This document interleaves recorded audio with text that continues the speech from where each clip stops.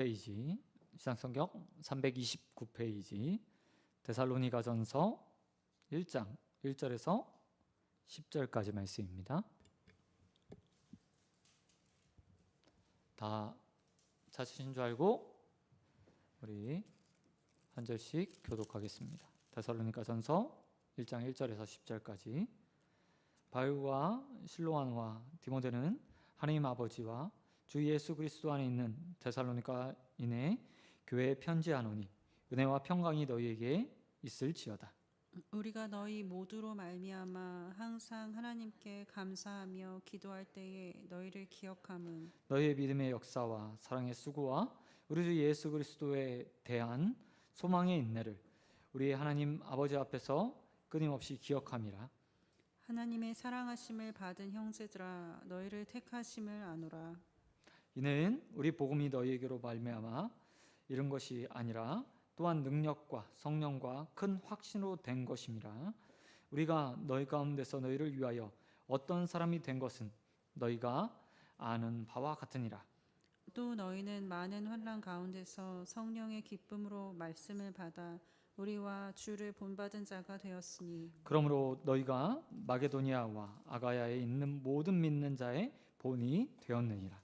주의 말씀이 너희에게로부터 마게도냐와 아가야에만 들릴 뿐 아니라 하나님을 향하는 너희 믿음의 소문이 각처에 퍼졌으므로 우리는 아무 말도 할 것이 없노라. 그들이 우리에게 대하여 스스로 말하기를 우리가 어떻게 너희 가운데 들어갔는지와 너희가 어떻게 우상을 버리고 하나님께로 돌아와서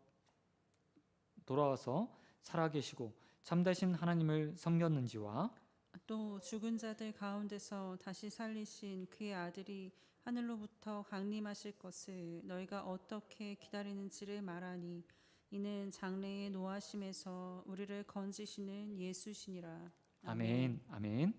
오늘 말씀 가지고 본이 되는 교회와 성도, 본이 되는 교회와 성도라는 제목으로 말씀 같이 나누겠습니다. 오늘부터 수요일마다 데살로니가 전후서 강해를 좀 하려고 합니다. 다니엘서 32번을 강해로 8개월 동안 여정을 함께 왔는데요. 이제 마치고 데살로니가 전후서의 강해를 통해서 하나님께서 주시는 은혜들을 함께 나누게 되길 소원합니다. 오늘 본문은 사도 바울이 데살로니가 교회를 향해서 편지를 쓴 서신이라고 말할 수 있습니다. 말 그대로 편지죠. 될 수 있으면 이 서신을 이해하기 위해서 편지 읽을 때 우리가 한 절 보고 또 다음 날 또 한 절 보고 한 줄 보고 그렇지 않은 것처럼 처음부터 끝까지 한 번에 쭉 읽어가는 것이 말 그대로 편지를 이해하는 데 있어서 가장 좋습니다. 하지만 그렇게 할 수 없어서 좀 끊어서 데살로니가 향해서 바울이 어떤 편지를 썼는지 좀 살펴봤으면 좋겠습니다. 오늘 본문에서 먼저 바울은 데살로니가 교회에게 편지하면서 은혜와 평강이 있기를 기원합니다 라는 인사로 오늘 1절에 시작하는 것을 볼 수 있습니다. 은혜라는 말은 예수 그리스도를 통해서 주시는 구원의 은혜를 말하는 것이고요. 또 평강은 구약의 샬롬, 하나님으로부터 주어지는 평안을 말합니다. 사도 바울은 이 은혜와 평강이라는 말을 서신서에 굉장히 많이 쓰는데요. 이 말을 통해서 성도들에게 편지할 때마다 그리고 권면할 때마다 꼭 하고 싶은 말이 있었기 때문입니다. 그것은 그들이 구원받았고 또 구원 안에서 하나님의 은혜 가운데 지금 평안함을 누리며 살고 있는 자들이다. 하나님을 이끄심을 받고 있다라는 것을 확인시켜 주기 위해서 항상 그들을 향해서 은혜와 평강이 있기를 원한다. 그리고 너희가 은혜와 평강 가운데 거한다 라는 표현을 하게 되는 것을 볼 수 있습니다. 저도 여러분에게 하나님의 은혜, 예수 그리스도의 은혜와 하나님의 평강이 있게 되길 늘 소원하고 예수 그리스도의 이름으로 축원드립니다. 그렇다면 바울이 데살로니가 편지를 하면서 편지를 쓰는 이유가 무엇일까요? 바울은 데살로니가 편지를 쓰면서 후에 무슨 이유 때문에 편지를 썼는지 이야기합니다. 그런데 편지에 앞서 그 내용에 앞서서 바울은 데살로니가 교회를 향해서 먼저 오늘 본문 읽었던 2절부터 10절까지의 말씀 보면 칭찬을 하는 것을 볼 수 있습니다. 그 칭찬은 총 3가지의 내용으로 등장하고 있습니다. 그런데 2절을 보시면 바울이 칭찬하기 전에 이렇게 말해요. 내가 데살로니가로 교회 너희로 인해서 항상 하나님 앞에 감사한다 라고 말하며 칭찬을 이어갑니다. 여러분, 사도 바울이 데살로니가 교회에 방문한 전도를 갔은 때는 바울의 2차 전도 여행 때였습니다. 그게 사도행전 17장에 기록되어 있어요. 그런데 이 데살로니가에서 복음을 전하는 과정들은 결코 순탄하지가 않았습니다. 데살로니가에 가서 복음을 전하는데 이방인들이 복음을 받아들이는 걸 보고 유대인들이 그것을 방해하게 됩니다. 모함을 하게 돼요. 그러자 데살로니가 사람들이 그 말에 동조하여서 소요를 일으키게 됩니다. 그리고 사도 바울은 그곳에서 오래 사역하지 못하고 잠시 복음을 전하고 사람들에게 쫓겨서 베레아로 도망하게 돼버렸어요. 아주 짧은 시간 복음을 전했고 그곳에서 유대인들과 데살로니가 사람들로 인해서 도망쳐 나온 그런 상황이었다는 겁니다. 그런데 이렇게 도망쳐 나온 이후에 사도 바울이 얼마나 안타까웠겠어요. 복음이 막 전해졌기 때문에 더 말씀을 잘 가르치고 양육하고 돌볼 기회를 가졌으면 좋겠지만 그렇게 못했으니까 아쉬운 마음이 있었던 겁니다. 그런데 바울이 떠나고 나서 데살로니가 교회에 향한 소문들이 바울에게 들려오기 시작한 겁니다. 소동을해서 피난왔던, 피해갈 수밖에 없었던, 도망할 수밖에 없었던 그에게 데살로니가에 대한 소문들이 들려온 거예요. 그리고 그 소문을 듣고 나서 바울이 이렇게 말하고 있습니다. 내가 아주 짧게 너희를 위해서 복음을 전했는데 너희가 그 말씀을 듣고 참 잘하고 있구나 라는 소식을 듣니 내가 하나님 앞에 감사할 수밖에 없다 라고 말하며 편지를 시작하고 있어요. 그리고 그 감사했던 모습, 데살로니가 교회가 가지고 있었던 모습을 3절에서 기술하고 있습니다. 바울은 데살로니가 교회가 3가지를 가지고 있었다고 이야기해요. 그 첫 번째는 믿음의 역사, 두 번째는 사랑의 수고, 세 번째는 예수 그리스도에 대한 소망의 인내를 가지고 있었다고 말하며 이것을 가지고 있음에 내가 너희로 인해서 하나님 앞에 감사한다 라고 말합니다. 그리고 이 3가지는 지금 이 땅을 살아가고 있는 성도와 교회에게 반드시 필요한 것이라고 저는 생각합니다.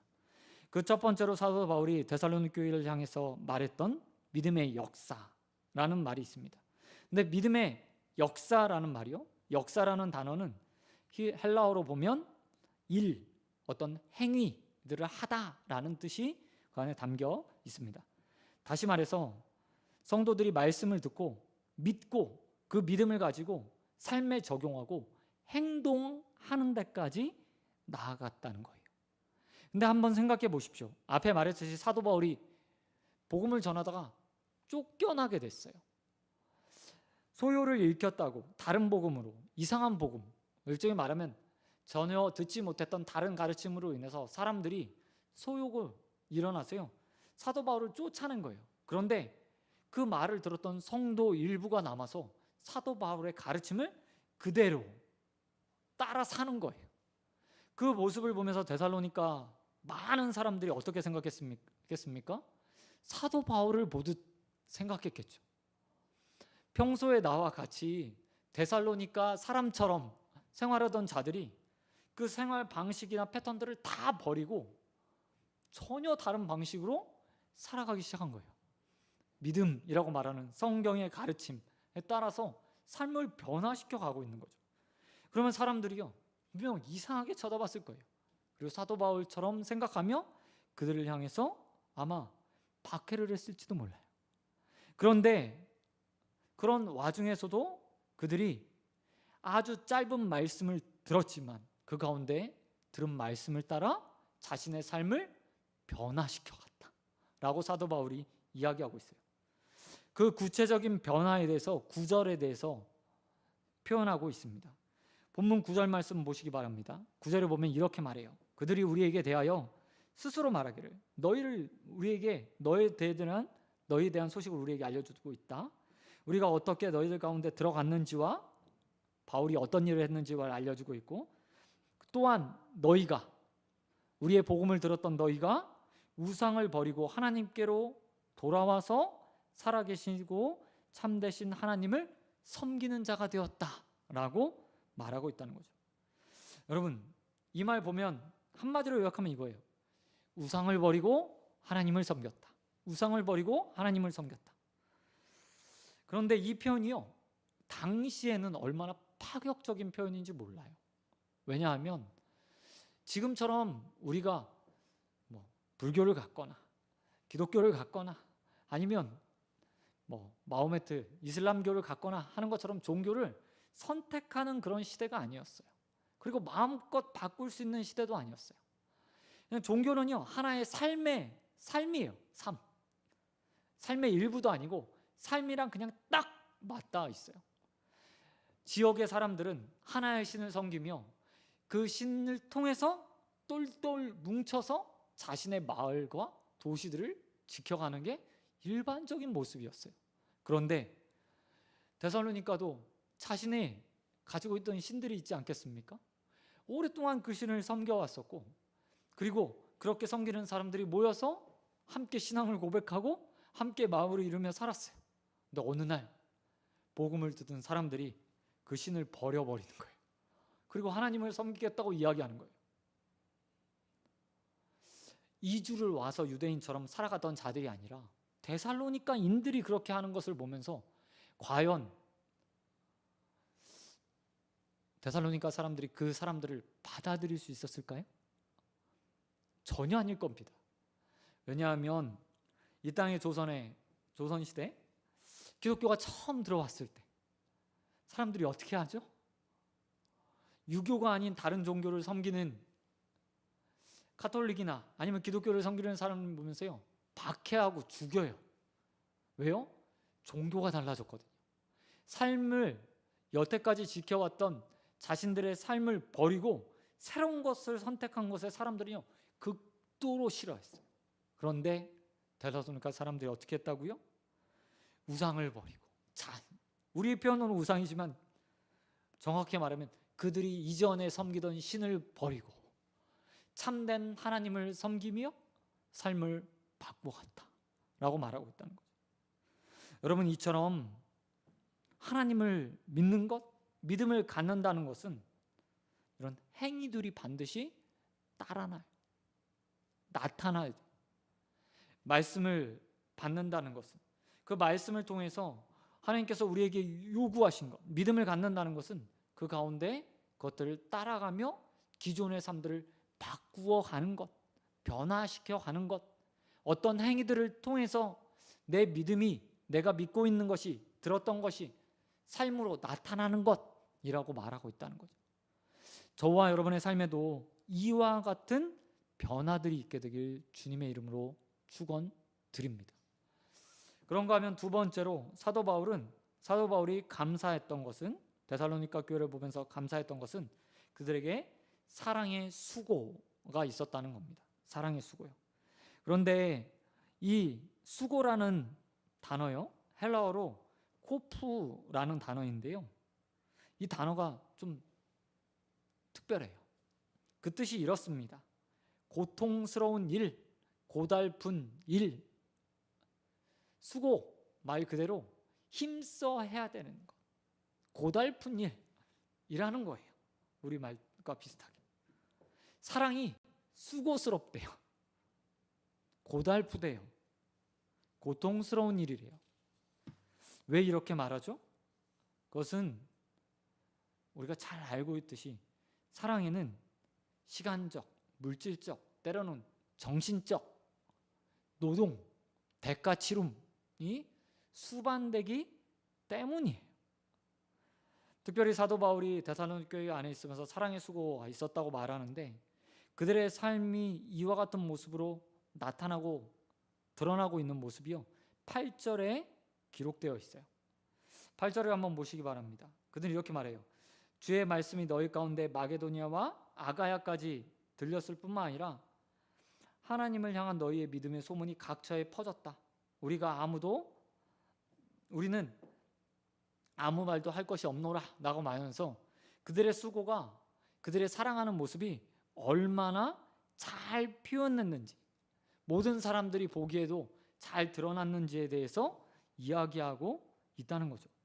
사실 우리가 사랑한다는 말 얼마나 쉽게 합니까? 사실 너무나 쉬운 말이죠. 말로는요 참 쉬워요.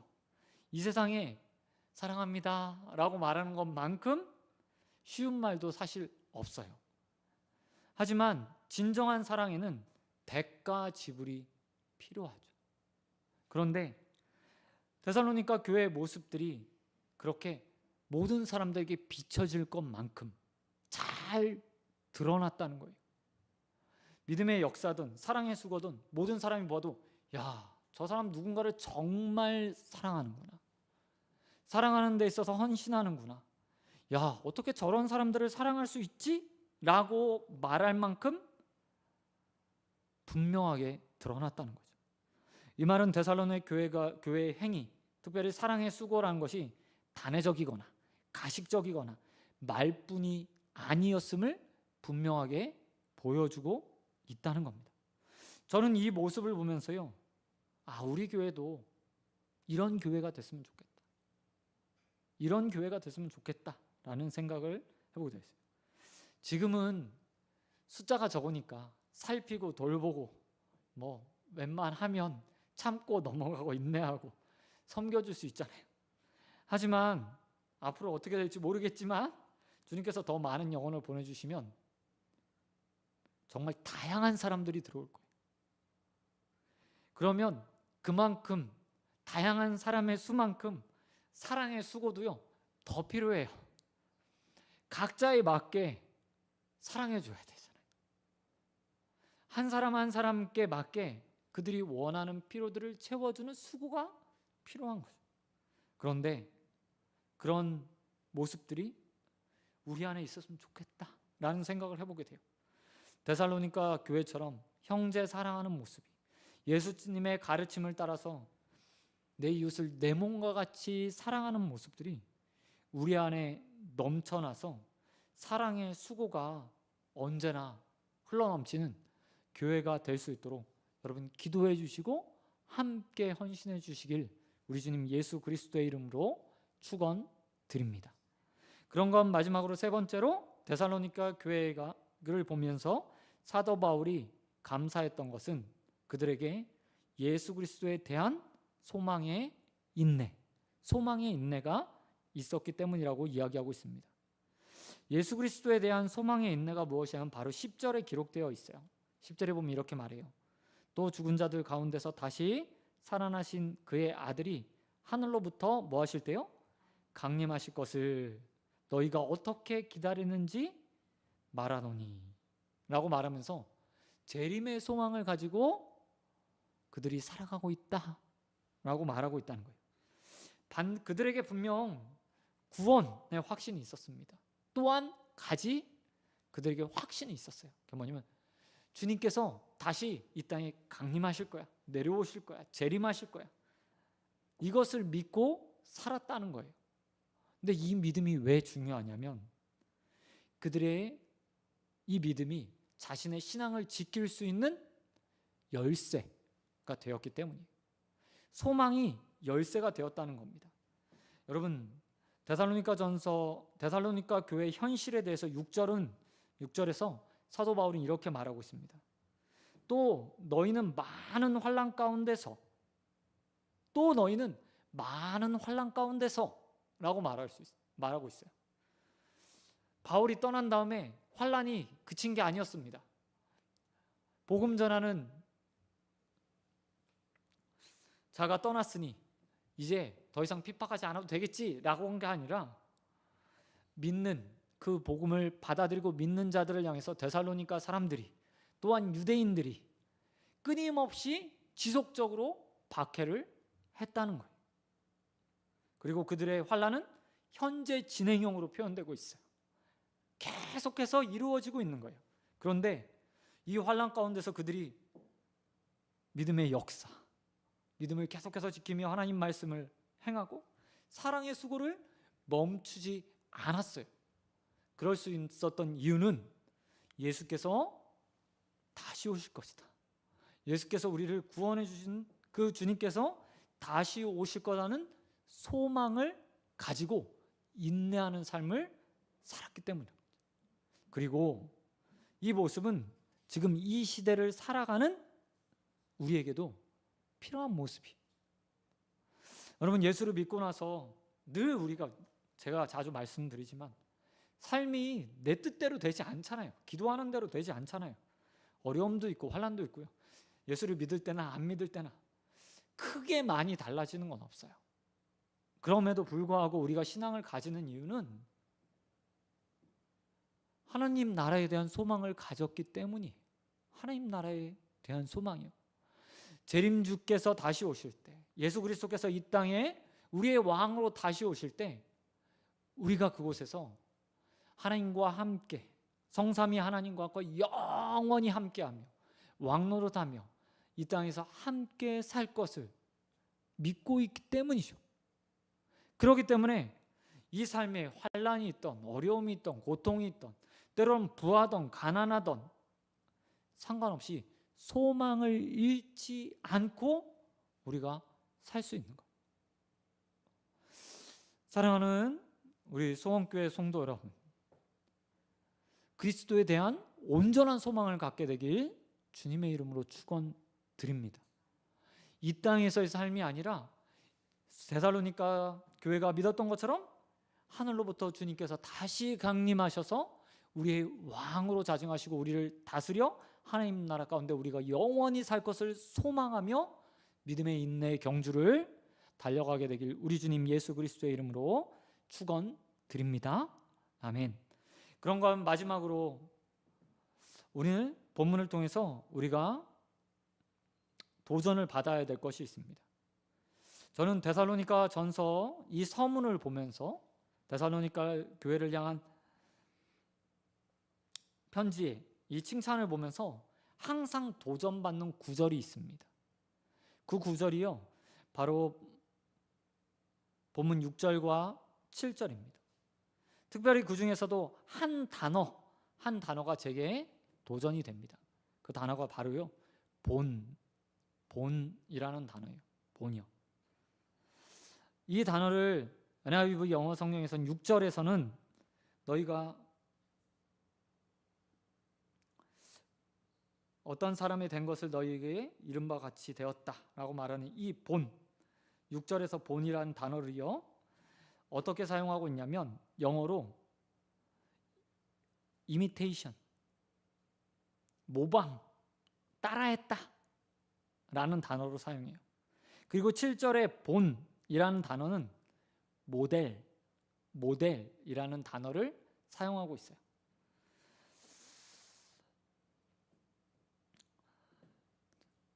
사도 바울이 교회를 향해서 이렇게 말하고 있습니다. 야, 너희가 우리와 주를 본받았어. 너희가 우리와 주를 모방했어. 다른 말로 이야기하면 어떻게 하는 거예요? 그대로 행하고 있어. 본대로, 전에 들은 대로 따라하고 있어. 따라가려고 하고 있어. 라는 단어를요, 본받았다라고 이야기해요. 그런데 그렇게 따라하던 자들이 7절에 가서 어떤 자들이 되나 보세요. 그러므로 너희가 마게도니아와 아가야에 있는 모든 믿는 자들의 뭐가 되었대요? 본이 되었대요. 따라하다 보니까 누군가의 모델이 되었대요. 저는 이 모습을 볼 때마다 사실 소름이 돋아요. 소름이 돋아요. 잠깐 들었던 복음을 가지고 믿음의 역사를 이루고 사랑의 수고를 하고 예수 그리스도에 대한 소망을 가지고 살아가면서 누군가의 본이 된 거예요. 모델이 됐어요. 누군가가 그를 보면서 야, 저 사람은 참 믿을 만한 사람이구나. 데살로니가 교회를 보면서 다른 믿는 자들, 또 다른 지역에 있는 교회들이 저 교회는 참 본받을 만한 교회야 라고 말하며 그들을 또 다시 따라하는 교회가 되었다고 말해요.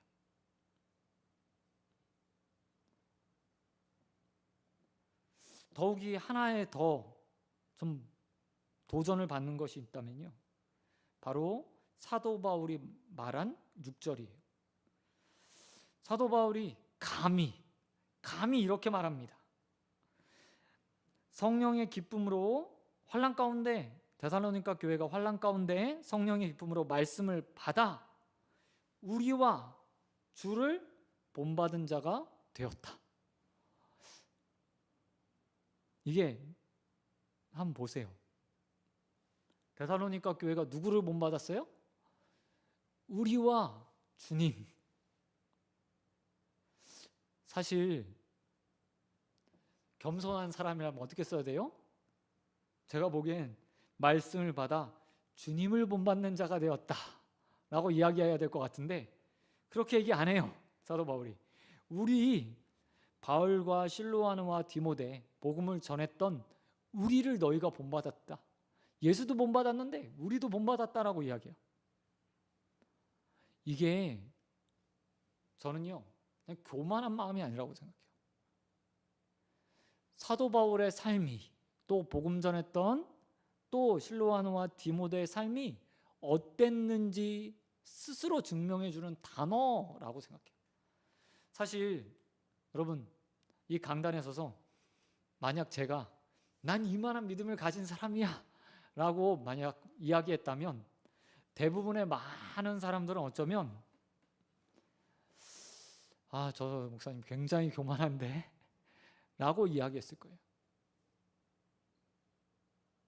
그런데 이 경지를 뛰어넘은 거예요. 모든 사람이 본받을 만한 바울, 실로아노, 디모데.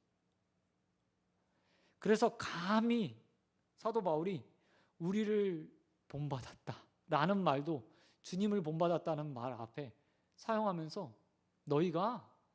우리가 생활하던 것, 우리가 말씀을 따라 사는 그 모습, 예수님처럼 살아가는 그 모습을 잘 보고 모방하고 있구나 라고 말하며 칭찬하고 있어요.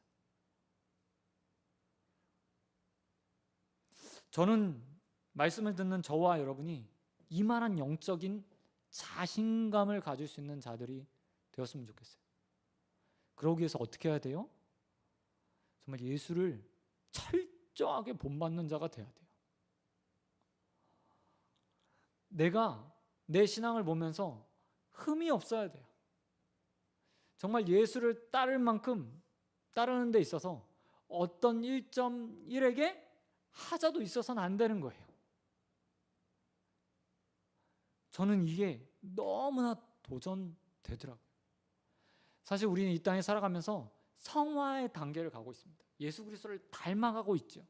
하지만 성화의 끝에 예수를 완전히 닮은 영화라는 것에는 이 땅에서 살아가는 동안에 이루지 못한다고 이야기해요. 그만큼 인간이 불안정하죠. 불안정. 그런데 오늘 사도 바울은 그것을 뛰어넘은 것처럼 이야기해요. 교만이 아니라 실제로 그런 삶을 살았음을 우리는 사도 바울의 서신을 통해서, 그의 행정을 통해서 알 수 있죠. 그리고 감히 소원하건대 저와 여러분이 그런 믿음의 사람들이 되기를 소망하고, 또한 이 시간 기도하고 축원합니다. 말씀 맺도록 하겠습니다. 데살로니가 교회 모습을 보시기 바랍니다. 정말 아름다운 교회죠.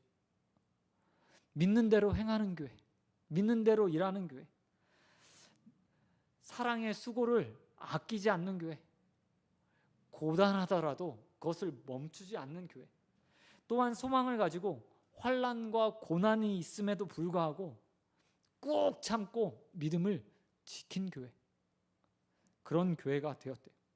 교회였습니다. 그리고 그 교회는 누군가의 모델로 또 서가고 있어요. 저는 이 모습이 우리 교회의 모습이고, 또한 저와 여러분의 모습이 되기를 원합니다. 누군가 나를 보면서 야, 저 권사님, 저 집사님, 저 목사님 처럼 되고 싶다. 나도 저만한 믿음을 가져서 하나님을 잘 섬기고 싶다. 우리 소원교회가 이 지역 가운데 서 있어서 누가 보아도 저 교회는 바른 교회, 하나님 말씀대로 사는 교회라고 칭찬받는 교회가 되었으면 좋겠습니다. 이것들을 위해 여러분 기도해 주시고 또 함께 수고하고 누군가의 본이 되는 그런 삶을 사시게 되길 우리 주님 예수 그리스도의 이름으로 축원드립니다. 아멘. 이 시간 잠시 기도하도록 하겠습니다. 하나님 아버지 감사합니다. 하나님, 우리에게 들려지는 말씀이 행위로, 일로, 역사로 나타나게 하여 주시옵소서. 또한 주님, 우리에게 내 이웃을 내 몸과 같이 사랑하라고 말씀하셨는데 그 사랑의 수고가 멈추지 않게 하여 주시옵시고 이곳에서 더 많은 사람들이 그리스도의 사랑을 알아가게 하여 주시옵소서. 또한 우리가 이 험난한 세상 가운데서 마지막 때 주님 다시 오심을 믿고 예수 그리스도에 대한 소망을 가지고 인내로 우리의 믿음을 지켜가는 자들 되길 소원합니다. 아버지께서 우리의 믿음을 붙들어 주시옵시고 이 세 가지를 잘 해서 데살로니가 교회처럼 또 사도 바울처럼 누군가의 모델이 되고 모방할 만한 사람들이 되어질수록 은혜 베풀어 주시옵소서. 모든 걸 믿사오며 우리를 세우셔서 주님 닮으라 말씀하신 우리 주님 예수 그리스도의 이름으로 기도드립니다. 아멘. 너희는 이렇게 기도하라. 하늘에 계신 우리 아버지의 이름을 거룩하게 하시며 아버지의 나라가 오게 하시며 너희 뜻이 하늘에서와 같이 땅에서도 이루어지게 하소서. 오늘 우리가 우리에게 잘못한 사람을 용서하여 준 것 같이 우리를 시험에 빠지지 않게 하시고 악에서 구하소서. 권능과 영광이 영원히 아버지의 것입니다. 아멘. 우리 이 시간 말씀 놓고 우리 잠시